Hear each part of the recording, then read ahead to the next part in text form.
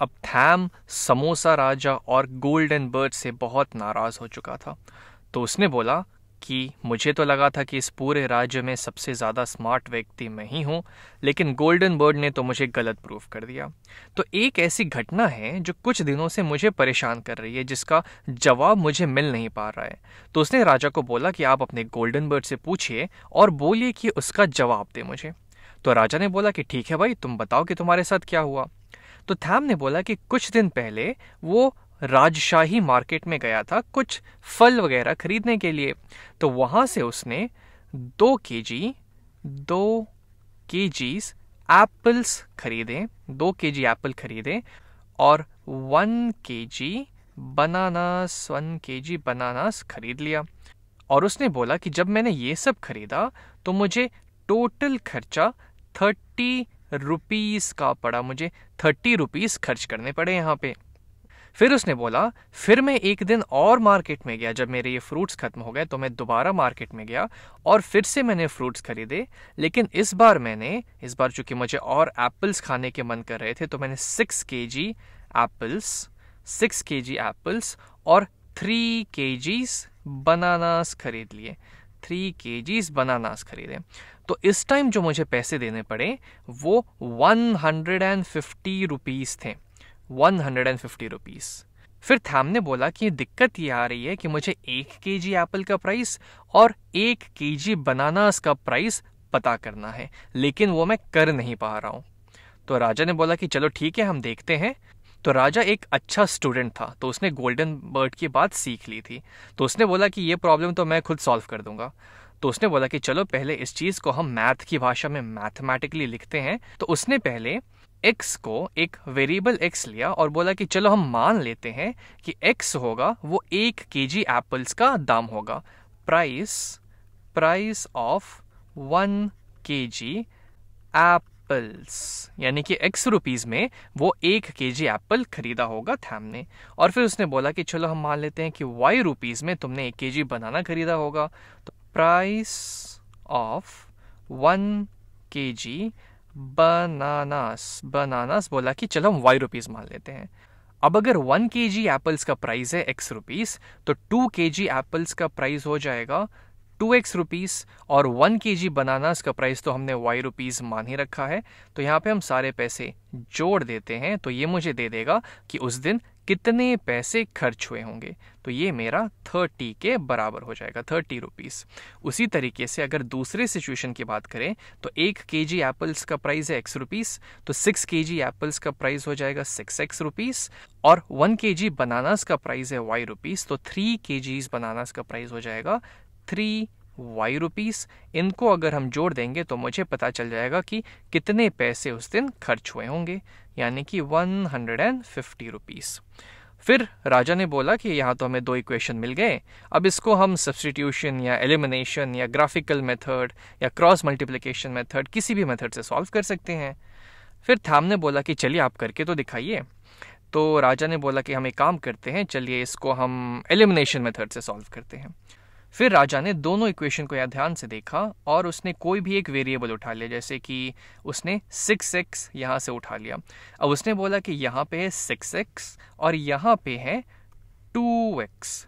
तो उसने सोचा कि अगर मैं इसको -3 से मल्टीप्लाई कर देता हूँ इस इक्वेशन को, तो यहाँ पे आ जाएगा -6x और फिर उस इक्वेशन को अगर मैं इसमें जोड़ दूंगा तो मेरे x वाले टर्म्स तो कैंसिल हो जाएंगे और फिर मैं इसको सॉल्व कर लूंगा। तो राजा ने यहाँ पे एक काम किया, उसने इस पूरे इक्वेशन को उसने -3 से मल्टीप्लाई कर दिया। तो हमारे पास क्या आ जाएगा, -3 टाइम्स 2x हो जाएगा -6x, -3 टाइम्स y हो जाएगा -3y और -3 टाइम्स 30 हो जाएगा -90। और ये आपस में बराबर है तो हम यहाँ पे बराबर का साइन लगा देंगे। अब राजा ने इन दोनों को यहाँ पे ऐड कर दिया। तो जब उसने ऐड किया तो देखते हैं उसको क्या मिला होगा। तो 6x और -6x आपस में ऐड होके कैंसिल हो जाएंगे, हो जाएगा 0। 3y और -3y ये भी आपस में कैंसिल हो जाएंगे और यहाँ भी आ जाएगा 0। इस साइड राइट हैंड साइड पे आ जाएगा 150 माइनस 90 यानी कि 60 रुपीस। ये तो कुछ अजीब सी चीज आ गई, 0 इक्वल्स टू 60। ये चीज तो कभी पॉसिबल ही नहीं है, ये तो कुछ गड़बड़ हो गया। अब थैम ने बोला कि हाँ, यही मेरी दिक्कत थी, कुछ तो गड़बड़ है यहाँ पे। फिर बर्ड ने राजा के कान में कुछ कुछ बोला। तब राजा को समझ में आया कि हाँ, ऐसा क्यों हो रहा है, क्योंकि यहाँ से तो एकदम हमें लग रहा है कि यहाँ पे कुछ तो गड़बड़ हो रही है। ये इक्वेशन हमें सोल्यूशन दे ही नहीं पा रही है साथ में। इन दोनों इक्वेशन को अगर हम साथ में सॉल्व कर रहे हैं तो हमें सोल्यूशन मिल ही नहीं पा रहा है, क्योंकि यहाँ पे हमें एक अजीब सा एक्सप्रेशन मिल गया है 0 इक्वल्स टू 60, जो कि कभी पॉसिबल ही नहीं है। तो इसीलिए राजा ने वापस थैम को बोला कि तुमने जो सिचुएशन मुझे यहाँ पे बताई है वो एकदम इनकंसिस्टेंट है, इनकंसिस्टेंट है। ये तो सॉल्व ही नहीं हो पाएगी। यहाँ पे कुछ और सिचुएशन है और यहाँ पे कुछ और सिचुएशन है, तो सॉल्व ही नहीं हो पाएगा। तो ऐसे सिचुएशंस को, ऐसे इक्वेशंस को मैथमेटिकली भी हम लोग इनकंसिस्टेंट ही बोलते हैं। तो थैम ने फिर राजा से पूछा कि ऐसा क्यों लेकिन? तो राजा ने बताया कि इसको हम दो तरीके से समझ सकते हैं। पहली बात तो अगर हम इन दोनों इक्वेशंस को ध्यान से देखें तो इसके लेफ्ट हैंड साइड पे लिखा है 6x प्लस 3y और यहाँ पे है 2x प्लस y। अगर मैं इसके लेफ्ट हैंड साइड को इसके लेफ्ट हैंड साइड के बराबर करना चाहूँ तो मैं यहाँ पे 3 से मल्टीप्लाई कर दूंगा, क्योंकि 3 टाइम्स 2 6 हो जाएगा और 3 टाइम्स 1 जो कि y का कोफिशिएंट है वो 3 दे देगा। तो चलिए करके देखते हैं एक बार यहाँ पे। तो अगर मैं इसको 3 से मल्टीप्लाई कर देता हूँ तो मेरे पास आ जाएगा 3 टाइम्स 2x यानी कि 6x, 3 टाइम्स y यानी कि 3y, और 3 से मैं इसके राइट हैंड साइड पे भी मल्टीप्लाई करूंगा तो ये हो जाएगा 90 के बराबर। अब राजा ने थैम से ही पूछा कि भाई अब तुम ही बताओ कि मान लो ऐसा कोई सोल्यूशन, मान लो इस दोनों का सोल्यूशन कुछ a और b अगर आ जाता गलती से भी, हालांकि आएगा नहीं, लेकिन मान लो अगर इसका सोल्यूशन a और b आ जाता तो 6 times a plus 3 times B 90 के बराबर होने चाहिए, क्योंकि ए और बी दोनों इक्वेशंस को सेटिस्फाई करेंगे। और सेम वैल्यू अगर हम इसमें डालें तो 6 टाइम्स ए प्लस 3 टाइम्स बी 150 के बराबर होने चाहिए। लेकिन ये पॉसिबल कैसे होगा? सेम एक्सप्रेशन की दो वैल्यू कैसे हो सकती है? इसीलिए हम इसको सॉल्व ही नहीं कर पाएंगे, इसीलिए ये इनकंसिस्टेंट कहलाते हैं। तो फिर राजा ने बोला अगर ऐसे भी समझ में नहीं आया तो एक और तरीके से देख लेते हैं। हम एक काम करते हैं, इन दोनों इक्वेशंस को प्लॉट कर लेते हैं ताकि हमको एक्चुअल में पता चलेगा कि इनका कोई सोल्यूशन एग्जिस्ट ही नहीं करता। तो एक्चुअली मैंने इन दोनों को ऑलरेडी यहाँ पे प्लॉट करके रखा है, ये यहाँ पे, ठीक है।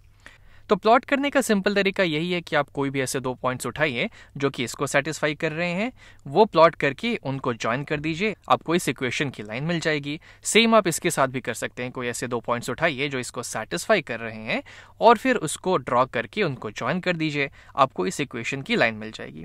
तो मैंने उनको यहाँ पे जब प्लॉट किया और यहाँ पे मैंने लिख दिए हैं कि कौन कौन से पॉइंट्स मैंने लिए हैं, तो इसको जब आप और अच्छे से और स्केल के थ्रू ड्रॉ करेंगे तो आपको दिखेगा कि ये दोनों लाइंस आपस में पैरेलल हैं। हालांकि ऐसा लग रहा है कि आगे जाके मिल जाएंगे, लेकिन जब इसको आप अच्छी सी स्केल पे ड्रॉ कीजिएगा तो आपको दिखेगा कि ये पैरेलल लाइंस है। मतलब क्या? ये तो कभी मिलेंगे ही नहीं, और अगर ये कभी मिलेंगे नहीं तो इनका पॉइंट ऑफ इंटरसेक्शन आएगा ही नहीं, तो इसी वजह से इनका कोई सॉल्यूशन ही नहीं आएगा, जिस वजह से ये इनकंसिस्टेंट हो जाते हैं।